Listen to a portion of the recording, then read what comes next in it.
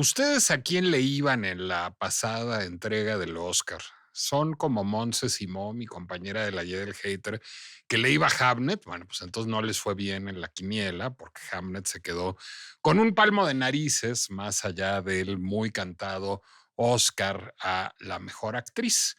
Pero bueno, digamos que cualquiera que hubiera querido, digamos, apostar a lo seguro y hubiera querido ir con los momios, pues hubiera hecho una apuesta en un sentido o en otro. Realmente el dinero seguro estaba o en una batalla tras otra de Paul Thomas Anderson, que fue la que terminó por llevarse 6 Óscares: mejor película, mejor director, mejor guión adaptado, mejor actor de reparto, mejor edición y mejor casting.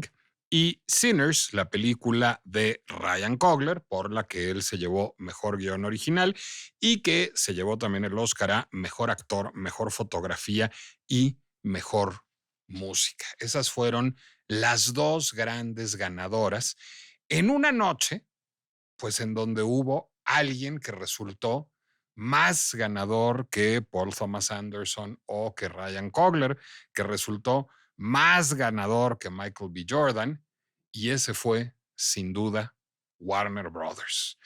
Los estudios Warner fueron los grandes ganadores de esa noche porque las dos películas punteras, Una batalla tras otra y Sinners, Pecadores, eran producciones Warner Brothers. Por si fuera poco, Warner Brothers también se llevó esa noche el Oscar a Mejor Actriz de Reparto para Amy Madigan por la película Weapons, que también es una producción suya, para un total de 11 Óscares en una sola noche para los estudios Warner Brothers. Es uno de los resultados históricos para una sola productora cinematográfica en una noche de los Óscares, pero además es muy asombroso en tiempos de la revolución digital, en tiempos de el streaming hegemónico, cuando cada vez más firmas como Netflix, como Apple, como Amazon empiezan a dominar el ecosistema de producción cinematográfica, pues resultó muy asombroso y resultó muy grato, digamos, para quienes veneran las tradiciones del viejo Hollywood, ver que Warner Brothers, un estudio cuya historia se remonta a los años 20, un estudio que filmó la primera película sonora de la historia, que fue El cantante de jazz, con Al Jolson en 1927. Antes de eso había experimentado con efectos de sonido por primera vez también en el Don Juan, protagonizado por John Barrymore en 1926. Bueno, hace 100 años, que el año próximo se cumplirán 100 años del cine sonoro. Bueno, pues Warner Brothers está desde ahí y desde antes. Es uno de los estudios cinematográficos más antiguos y arrasó completamente con absolutamente todos los premios en la pasada entrega de los Oscars. Viene además pues de tiempos muy dignos de celebración Warner Brothers, y no solo en términos cinematográficos, en términos televisivos. De los 10 Emmys a mejor serie dramática de los últimos 10 años, 8 han sido para Warner Brothers. Warner Brothers produce televisión desde los años 60, desde mediados de los años 60 aproximadamente, cuando fue vendida a Seven Arts, que muy rápidamente la vendió a Kinney en una serie de, pues digamos, absorciones corporativas que han marcado la historia de Warner Brothers desde que los hermanos Warner la vendieron en 1962. Bueno, pues en esa historia Warner Brothers empezó a producir televisión con mucho éxito y a absorber además otras entidades productoras de televisión. En alguna época existió un Warner Channel que después se convirtió en The CW, y que, aunque fue vendido su porcentaje mayoritario de acciones en algún momento, todavía Warner Brothers retiene el 12.5% de las acciones. La W de The CW, una cadena de televisión abierta, que los que tengan ya cierta edad y todavía se acuerden de esa cosa que era llamada la televisión abierta, recordarán. Bueno, pero no solo eso, sino también Warner Brothers en algún momento absorbió HBO, una entidad pues legendaria en términos de producción televisiva. Yo diría que casi la revolución televisiva, la creación del concepto de televisión de prestigio inició en HBO, primero con Oz, probablemente Oz después de Twin Peaks fue, y muchos años después además, la que inició este renuevo del prestigio televisivo y después con Los Soprano y con Sex and the City, dos series señeras a finales de los años 90, bueno, reconcibió nuestro modelo de lo que podía ser la ficción televisiva seriada y HBO sigue siendo una fuerza importantísima en producción televisiva. Esos últimos 8 de 10 Emmys que se ha ganado a mejor serie dramática Warner Brothers a través de su filial HBO, bueno, pues corresponden a 3 series: a Game of Thrones, a Succession y a The Pitt. Cuando menos Game of Thrones y Succession son dos de las series que han quedado para los anales de la televisión, de la ficción seriada audiovisual y probablemente The Pitt, que mucha gente ve. Yo no la veo porque a mí me angustian mucho las series que hay, tienen desfibriladores, pero mucha gente ve The Pitt y me dice que es una extraordinaria serie y bueno, así lo confirma este octavo Emmy a mejor serie dramática que gana Warner Brothers en los últimos 10 años a través de su filial HBO. ¿Cómo habrán estado los ánimos en esa noche de marzo? ¿Cómo habrán estado los ánimos de Michael De Luca, de Pamela Abdi, de Jesse Ehrman, que son los tres nombres clave de Warner Brothers, los dos co-CEOs de la parte cinematográfica, la cabeza de la parte televisiva? ¿Qué tan contentos estarían estos personajes mientras una batalla tras otra y Sinners y Weapons confirmaban pues este annus mirabilis, cuando menos, que se sumaba a esta década de éxitos de HBO en los Emmys? ¿Estarían sacando la champaña? Pues anticipo que quizás no. Anticipo que seguramente sus ánimos estaban mitigados por la cruda realidad financiera, porque hace mucho tiempo que pese a estos éxitos artísticos que van aparejados además a éxitos financieros, pese a controlar el universo DC y ser por lo tanto los dueños de Batman y los dueños de Superman, pese a controlar la franquicia de Harry Potter, pese a contar teóricamente con la suerte que les debería prodigar el conejo de la suerte, que así le decíamos en mis tiempos a Bugs Bunny, pues a Warner Brothers no le va nada bien en términos financieros. Y con lo que estaban lidiando estos ejecutivos en ese momento era con un endeudamiento, pues francamente grande, arrastrado ya de varias administraciones y que llevaba a la empresa a encontrarse en una encrucijada justamente a caballo entre dos ofertas de compra. Había decidido Warner Brothers Discovery, la entidad que es dueña de los estudios Warner Brothers y de HBO y de algunos otros activos, ya hablaremos de ellos, poner a la venta la empresa y todo parecía indicar que iba a terminar absorbida por Netflix. Justamente Netflix en muy poquito tiempo, en poco más de una década, se ha convertido en una de las dos fuerzas más grandes del ecosistema hollywoodense. La otra es Disney, una empresa cuyos orígenes se remontan a los años 30, pero si pensamos que también absorbió 20th Century Fox, ya rebautizada 21st Century Fox, bueno, pues se remontan incluso a antes. Ted Avara, la primera gran estrella cinematográfica hollywoodense a principios de siglo, en los años 1912-13, fue una estrella de la Fox, así de antigua es la Fox, que sería absorbida después por Disney. Bueno, pues esa es una de las dos principales empresas de producción y distribución de contenidos en Hollywood, y la otra es Netflix, que llegó a disputarse ese primer lugar y a asumir un primer lugar sin ambajes en lo audiovisual. Disney es una empresa más fuerte porque además tiene muchos otros negocios que no tienen que ver con lo audiovisual, como todo el merchandising de sus personajes, como los cruceros, como los parques de diversiones, pero si nos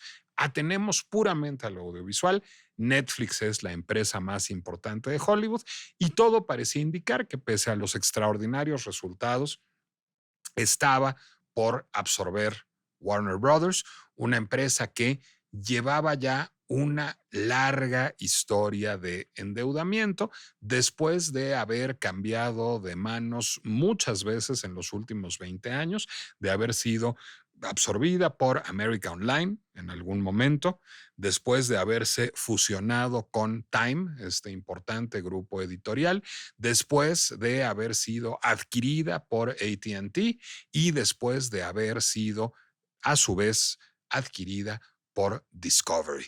Y todo este tejemaneje había ido que las deudas se fueran acumulando en esta entidad, precisamente por la estructura misma de los deals que habían posibilitado estas negociaciones, y Warner Brothers se veía nuevamente en necesidad de ponerse a la venta y estaba a punto de ser absorbida por Netflix cuando resultó que no, que la oferta de $83,000 millones, cuando leemos billion tenemos que traducir por miles de millones, porque billón en español son millones de millones, entonces 83 billion son $83,000 millones, y eso es lo que estaba ofreciendo Netflix por quedarse con Warner Brothers, la firma productora de cine y televisión, con HBO y su plataforma de contenido HBO Max y con los estudios Warner Brothers en Burbank. Por esos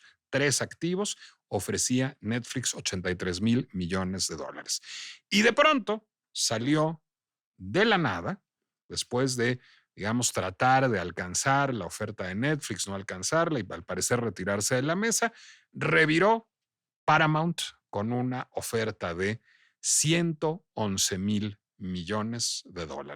111 billion, $111,000 millones era lo que ofrecía David Ellison, el CEO de Paramount, por adquirir Warner Brothers, y esto sucedió apenas hace unas cuantas semanas, apenas sucedió en abril.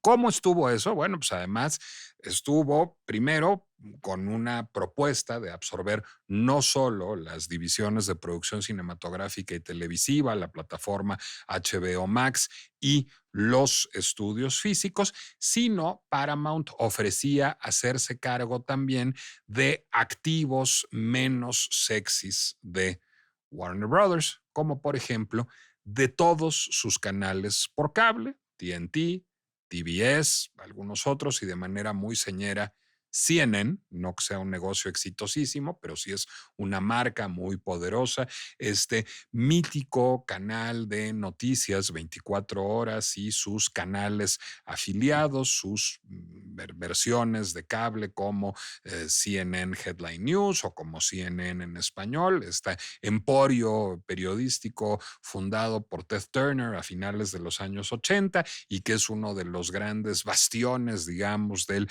pensamiento liberal en Estados Unidos. Bueno, pues CNN corre el peligro de ser adquirido por Paramount en esta negociación, junto con todos los otros canales de televisión por cable, y de la misma manera el porcentaje que conserva Warner Brothers de The CW, esta empresa de televisión terrestre, de televisión abierta, que por cierto tiene otro 12,5% de acciones en manos de una filial de Paramount, que es CBS. The CW nació como un proyecto conjunto entre CBS y Warner en su momento. Con los años Paramount adquirió CBS y ambas retuvieron un 12,5% de The CW, lo que les da ahora el 25% de pues ese albatros, francamente, porque pues quién quiere tener una cadena de televisión abierta a estas alturas del partido. No es un negocio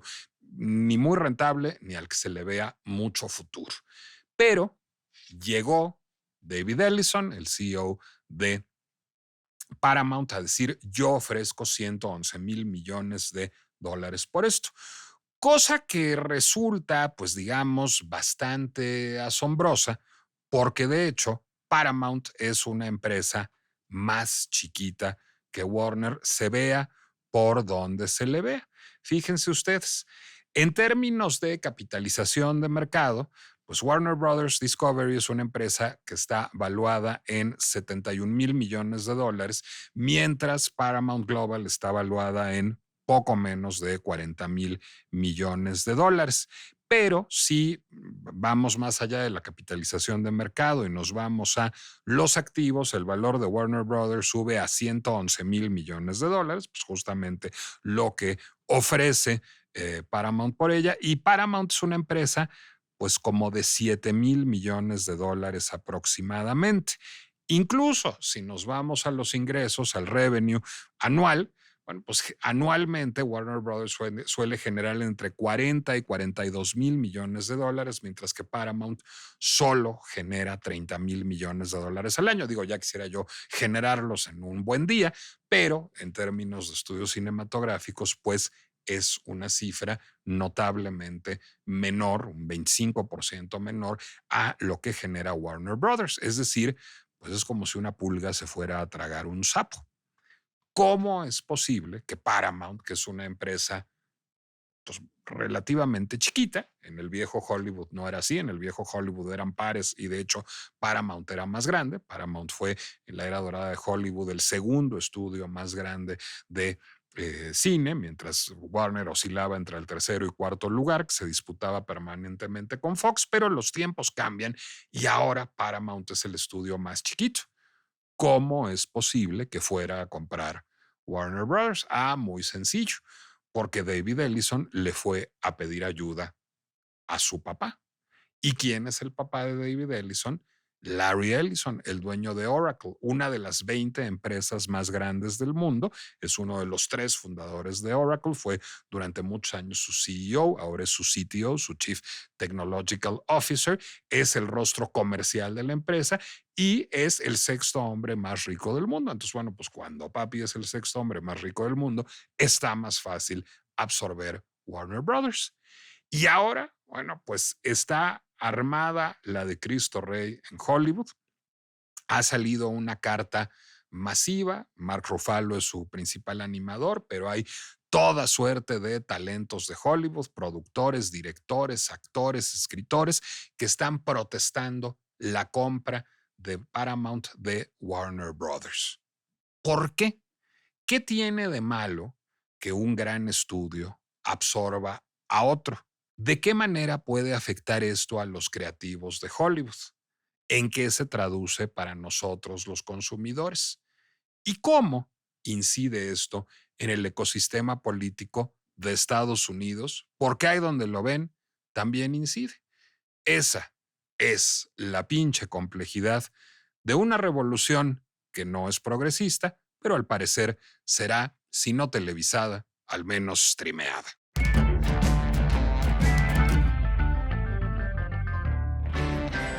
Soy Nicolás Alvarado, me da mucho gusto darles la bienvenida a La Pinche Complejidad, el podcast de El Heraldo Podcast, en donde incluso los más áridos indicadores financieros podemos transformarlos en historias llenas de intriga, pasión y emoción, como es la historia de esta posible absorción de Warner Brothers y casi diría yo probabilísima ya absorción de Warner Brothers. Llegaremos a decir por qué por parte de Paramount, lo que hace que nos tengamos que remontar, pues digamos, a la revolución digital. Creo que ese es un buen momento para fechar nuestra llegada a ver la historia y la historia de Warner Brothers específicamente, que en algún momento pues recibió una oferta de América Online para ser absorbida.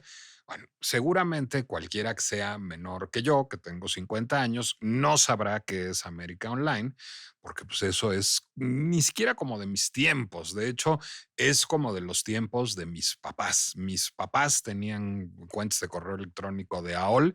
Yo ya no. Yo ya mi primer correo electrónico fue de Hotmail. AOL era muy boomer. Es como una de las empresas boomer por antonomasia. ¿Por qué?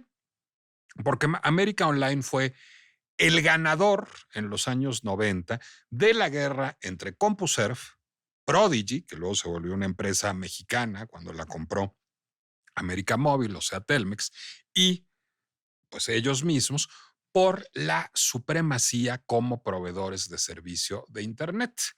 Seguramente los que tengan más de 45 años recordarán el tonito que generaba la conexión a Internet cuando uno se conectaba marcando. Antes de que existieran las conexiones de banda ancha, existía algo que se llamaban las conexiones dial-up, en donde uno abría una ventanita en su computadora, oprimía un botón y sonaba pues como si estuviera marcando la computadora, que era lo que estaba haciendo, y luego había un sonido muy característico que conectaba, digamos, al usuario con la red y ahí podía uno navegar como se hacía en aquella época por la supercarretera de la información. Bueno, pues el rey de ese modelo de conexión a Internet, antes de que existiera la banda ancha, fue justamente América Online. Y si les interesa ver el fenómeno, porque está, digamos, muy bien retratado ahí, no tienen más que ver una película de 1998 que se llama You've Got Mail y que es, por supuesto, una producción de Warner Brothers, porque lo que quería hacer América Online era capitalizar, pues que había comprado un estudio cinematográfico para actualizar una vieja película que ya se había filmado en dos ocasiones, una con James Stewart y Margaret Sullivan y otra con Judy Garland y Van Johnson, para traer a Tom Hanks y a Meg Ryan como amigos por correspondencia que en realidad trabajan codo con codo, pero no lo saben, pero ahora no lo iban a hacer como James Stewart y Margaret Sullivan o como Van Johnson y Judy Garland por carta, sino por mail, porque en buena medida esta película de Nora Ephron pues es como un infomercialote de América Online, a pesar de que resulta entrañable y divertida. Y ahí veremos las razones que hicieron de América Online el líder en conexión a Internet en aquella época, que digo, no había ninguna ventaja comparativa en cómo te conectaba CompuServe o Prodigy o América Online, pero América Online en buena medida fue como el antecesor de la curaduría de contenidos en Internet. Ofrecía un rudimentario servicio de mensajería, ofrecía canales de recomendaciones de libros, de películas, de servicios, y a partir de eso desarrolló un modelo de venta de publicidad que constituía, mejor dicho, el grueso de su negocio. Un 20% de los ingresos de América Online se daban por la venta directamente de servicio a sus usuarios y un 80% de los ingresos eran publicitarios. Esto a finales de los años 90, en el gran momento de el boom.com, en donde pensaba, en un primer momento pensó el sector financiero que Internet iba a revolucionar el mundo de los negocios. Lo que pasa es que no entendió cómo y pues las apuestas financieras a los negocios digitales tuvieron una crisis importante a finales de los 90, a principios de los 2000 y esos negocios se esfumaron como la espuma. Y más o menos eso le pasó a América Online, pero pudo prever en algún momento que necesitaba activos más sólidos, que necesitaba, digamos, empezar a tener contenido propio y tenía mucho dinero, había sido una empresa muy exitosa y decidió en algún momento comprar Time Warner. Los estudios Warner para aquel entonces se habían fusionado con Time, este legendario editor de revistas, el creador de Life, que ya había desaparecido en aquella época, de Time por supuesto, pero también el editor de revistas como Sports Illustrated o como InStyle. Y entonces, bueno, pues se habían fusionado y en ese momento eran comprados por América Online. Esa fusión fue un fracaso. Fue un fracaso por una razón muy sencilla. Entró en crisis América Online a la luz de dos razones. Una fue, empezó a cobrar auge el Internet de banda ancha y entonces empezaron a vender menos conexiones dial-up a Internet, pero sobre todo al entrar en crisis todo el modelo de negocio de la industria digital, de las .com de aquella época, pues empezaron a perder contratos de publicidad. Después de haber sido, pues digamos, la parte agresiva en esta negociación, la parte compradora, América Online terminó siendo una pequeñísima división de Time Warner, que fue después simplemente vendida a Verizon. Verizon después se la vendería a una empresa italiana y ahí sigue cojeando como un proveedor de correo electrónico y de soluciones digitales domésticas muy chiquito, enfocado en una audiencia de gente muy mayor, AOL, que ya ni siquiera se llama América Online, se llama AOL y ahí lo pueden encontrar como aol.com, como un proveedor pues muy pequeñito de correo electrónico y de soluciones digitales, software antivirus, etcétera, para el entorno doméstico. ¿Qué hizo entonces Time Warner? Bueno, pues Time Warner, digamos, se la pasó mal un rato porque había adquirido no poca deuda por la compra que había hecho América Online y por el quiebre de América Online y decidió pues salir a buscar otro buen postor y ese postor fue AT&T. Ahí estamos ingresando ya, digamos, en un modelo de negocio más parecido al que conocemos ahora del acercamiento de empresas de tecnología con empresas de contenido. Por ejemplo, aquí en México tenemos el caso de Televisa. Televisa desarrolló Easy en buena medida para cambiar su modelo de negocio, entendiendo que el ecosistema de los medios de comunicación se estaba transformando. Entonces, parecía sensata la idea de venderle Warner Brothers a AT&T ya en este siglo. Esto sucedió en la década de los 2010 aproximadamente, debe haber sucedido por ahí del año 2015. Y empezó con buenos augurios y empezó, digamos, como una idea que hacía sentido. Finalmente, AT&T pues era un distribuidor de contenido a partir de las conexiones telefónicas, de las conexiones de cable. Time Warner era un productor de contenido, uno de los más importantes del mundo. Ya había adquirido HBO, que era pues probablemente el nombre más prestigiado en la historia de la televisión, el que había transformado el juego de la televisión, lo había vuelto no solo artísticamente viable, sino comercialmente solvente en términos de la producción de ficción televisiva. Pero entonces advino en el año 2020 algo que nadie podía esperar, que fue la pandemia. La pandemia adviene justo muy poquito después de que Netflix está cambiando por completo el juego de la producción de contenido televisivo y las otras empresas están dándose cuenta de que están rezagadas y de que tienen que salir con una plataforma de streaming. Se dan cuenta de que el negocio de producir contenido audiovisual y vendérselo a terceros, entre ellos Netflix, o a las salas de exhibición cinematográfica, es un negocio que se está quedando chico.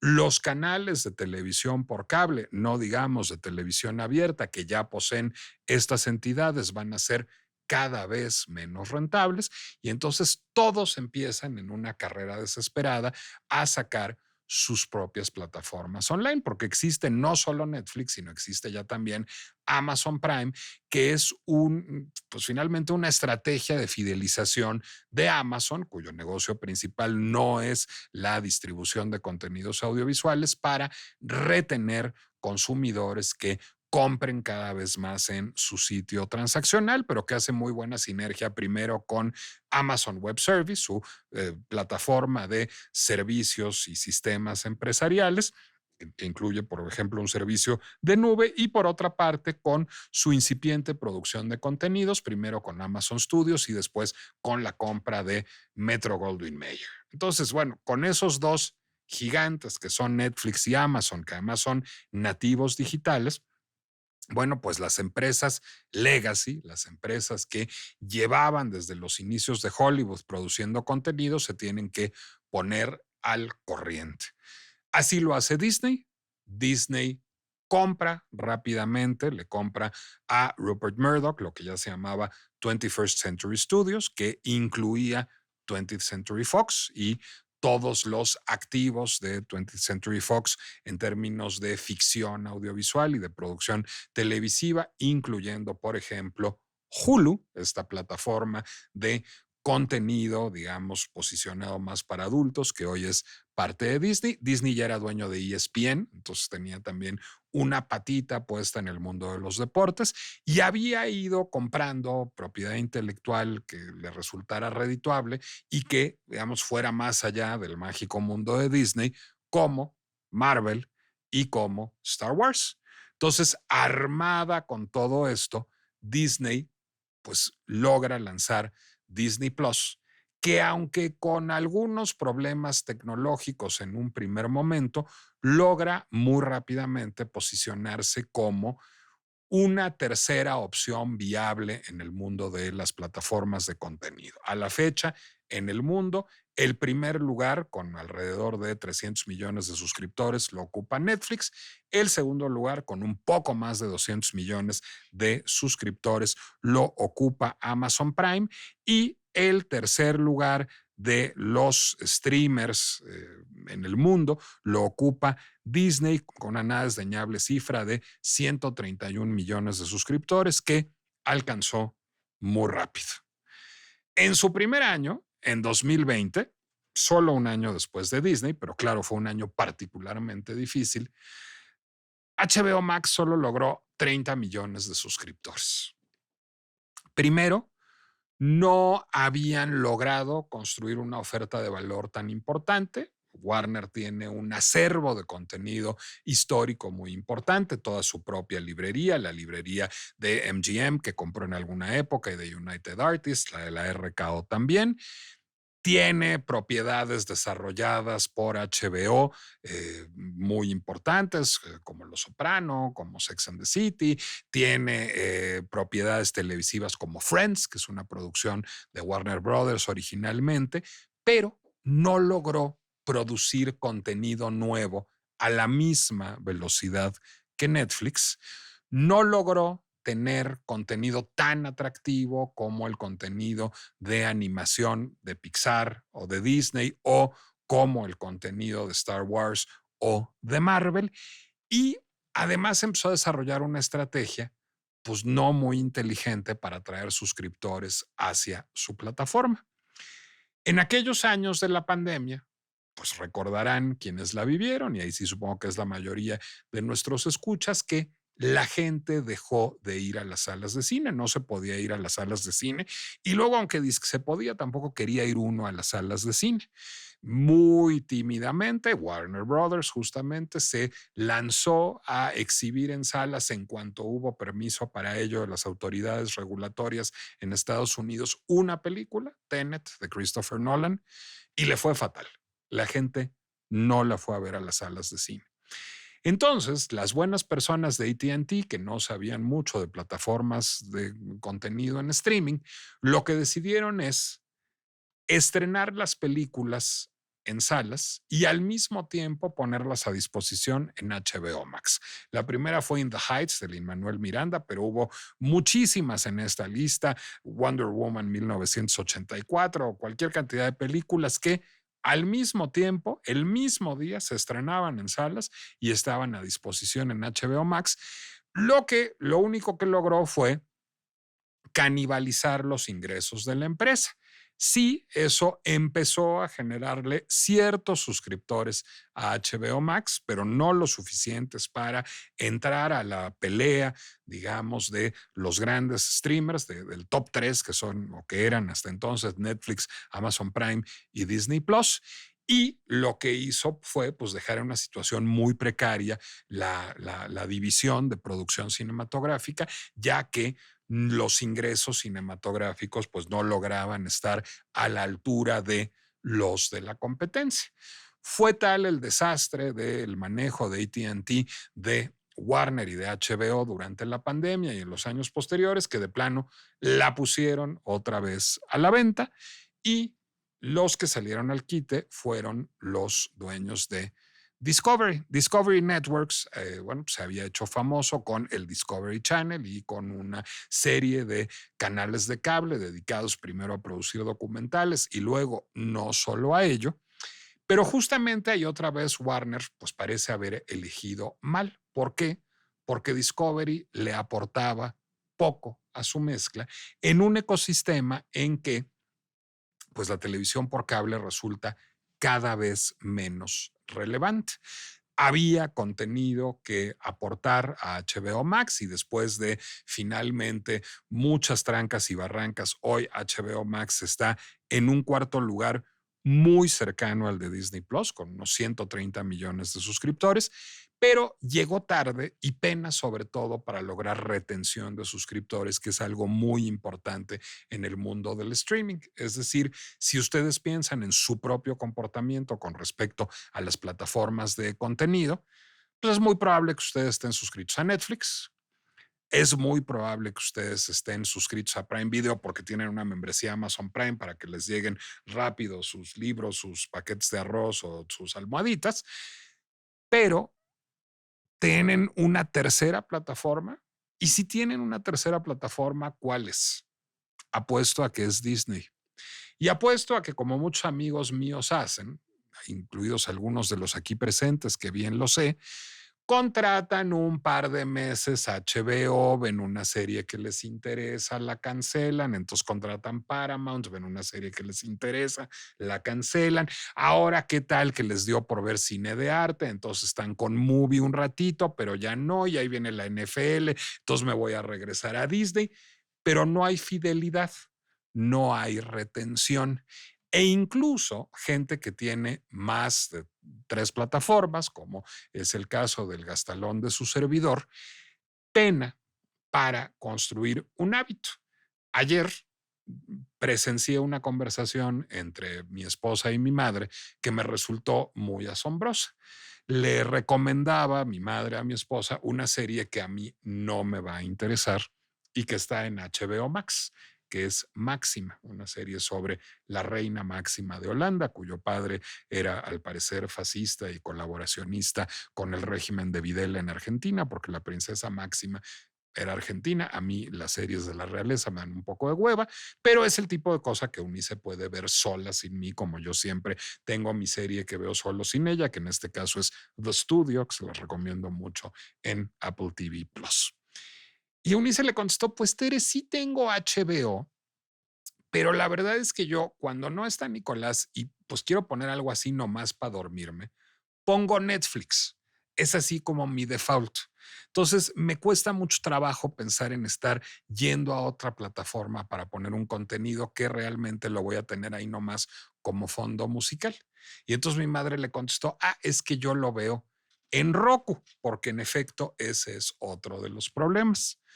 Roku y Prime Video son grandes agregadores de canales y mucha gente en el mundo ve canales como HBO o como Paramount o como Apple, que son canales que son terceras o cuartas opciones a través de Amazon Prime.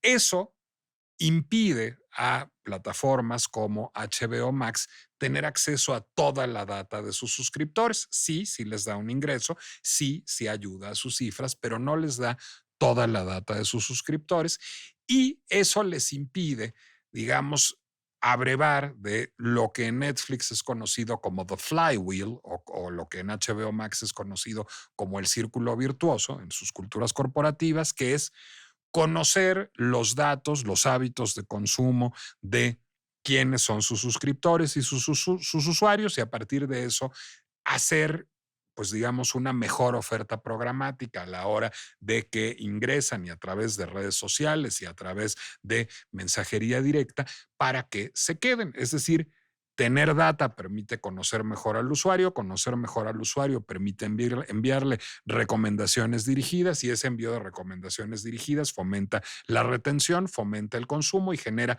un círculo virtuoso, dicen en HBO Max, un flywheel, dicen en Netflix, pero eso no sucede si los canales están siendo contratados a través de Amazon Prime o a través de Roku. Entonces, este pequeño paréntesis doméstico fue para ejemplificar cuál es el problema de Warner Brothers. Pero además, para comprar Warner Brothers, Discovery se endeuda. Y esa deuda la viene arrastrando y esa deuda se suma a la deuda que ya venía generada desde los años de América Online y de AT&T.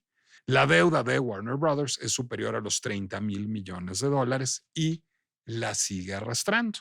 La situación empieza a ser muy difícil en un entorno además en donde la competencia resulta cada vez más terrible contra un Netflix que se ha vuelto el gran innovador. Un Netflix que produce en todo el mundo, un Netflix que logra que series que no son de habla inglesa en el origen, como El Juego del Calamar o como Lupin o películas como Contraataque, se vuelvan éxitos globales. Y a partir de eso, pues domina el juego del streaming, tiene más de 300 millones de suscriptores en el mundo, está cada vez produciendo más en todo el planeta y ha revolucionado la industria.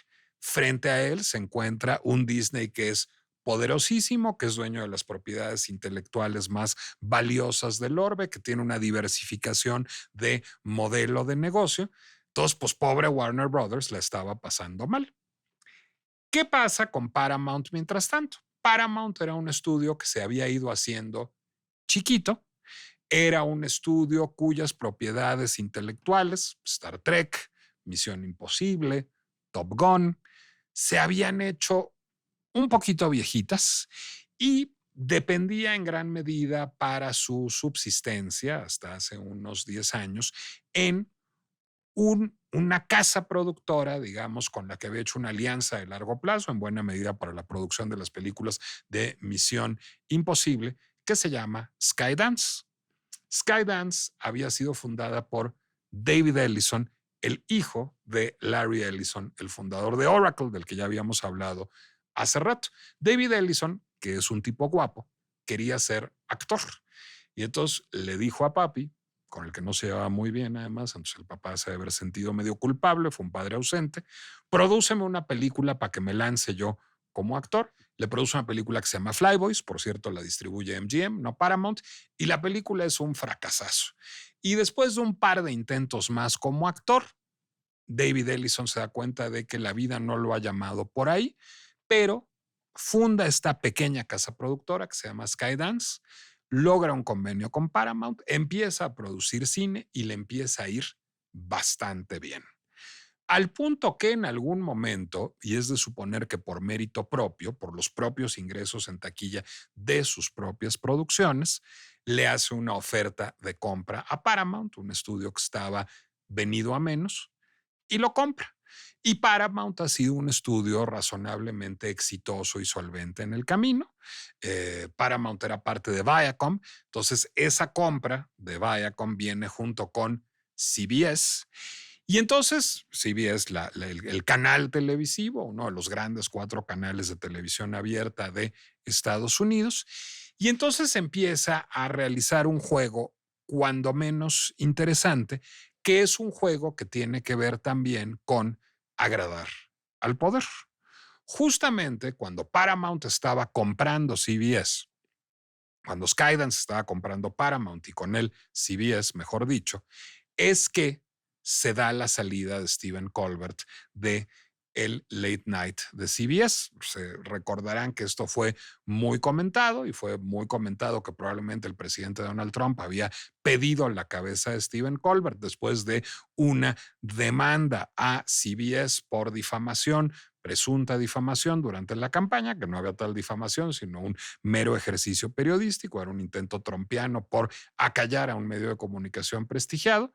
Bueno, lo que hace Skydance, es decir, lo que hace Paramount, en trance de asumir el control de CBS, es pagar los $16 millones con tal de que no haya objeción regulatoria de la Casa Blanca a que se finalice la compra de Paramount a CBS y darle la cabeza de Colbert e instalar como directora de noticias de CBS, que era una organización, digamos, muy prestigiada en términos periodísticos, a Barry Weiss, una periodista marcadamente de derecha, marcadamente simpatizante de Donald Trump, que había encabezado un medio independiente de derecha muy cercano a MAGA llamado The Free Press.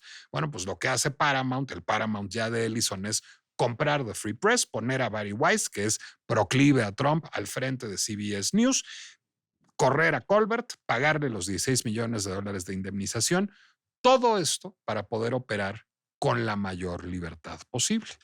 Por lo tanto, no sorprende que a la hora de pugnar, de pujar por comprar Warner Brothers se pone a la venta, empiezan a pujar Netflix y Paramount. Trump rápidamente dice, yo veo con buenos ojos que sea Paramount quien se quede con Warner Brothers. ¿Por qué? Porque Paramount, porque los Ellison, porque CBS eran aliados políticos. Mientras que Netflix es una suerte de bala perdida que tiene contratados a los Obama, entre muchos otros críticos de la administración Trump. Entonces, evidentemente, pues no había obstáculo regulatorio con la Casa Blanca en apoyar la compra por parte de Ellison.